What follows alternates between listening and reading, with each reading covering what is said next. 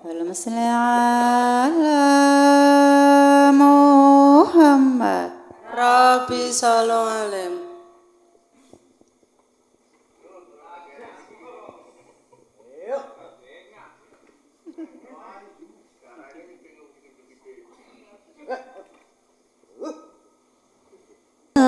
Ratri mongeleng manis sing ati setyaku bisa anduweni marang sang Kyasulasmi rasa kangen kang rimputi lintang bulan dadi saksi upayane tatan balenjani janji supaya mukti supaya pati.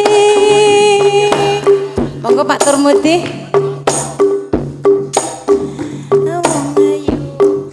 Lagian lanangnya jatahe sapa piye? Ora siap. Ayo, ngene Pak. Monggo set. Yes. Sing njaluk sapa ayo? Ya tanggung jawab. Ayo, mosok keborongan. Ayo Pak. Sing njaluk lagu, kudune duwe hati sing njaluk lagu. Wis tak ngarepi. Wakil Pak Turmudi mlebu diborong, TV omonge. Diborong ngono lah. Ayo. Lah iya wong kene asli wadon. Ayo Pak Turmudi, engko paroan isine. Wis kok nyong liyane bae siki ora diborong, lha engko nyong liyane bae.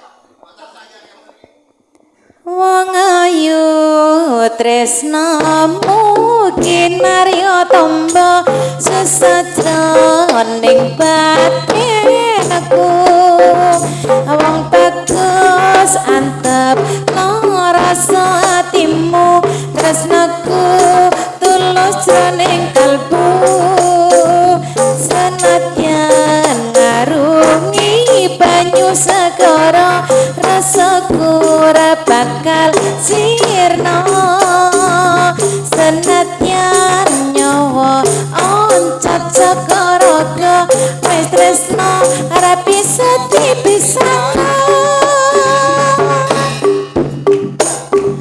siang pantoro jerek paroan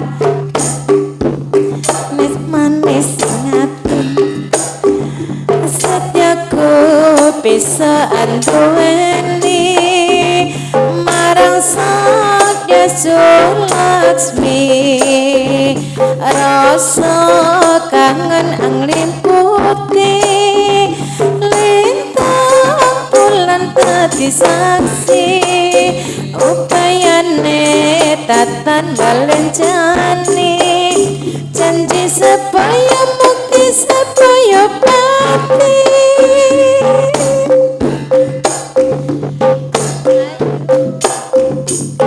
Mungkin arya tamba prasada ing batinku wong bagus antep rasa atimu tresnaku tulus jroning kalbu senadyan ngarungi banyu segara rasa ora bakal sirna senadyan nyawa oncat jroning raga wis tresna ora bakal dipisahno yen wis tresna ora bisa dipisah.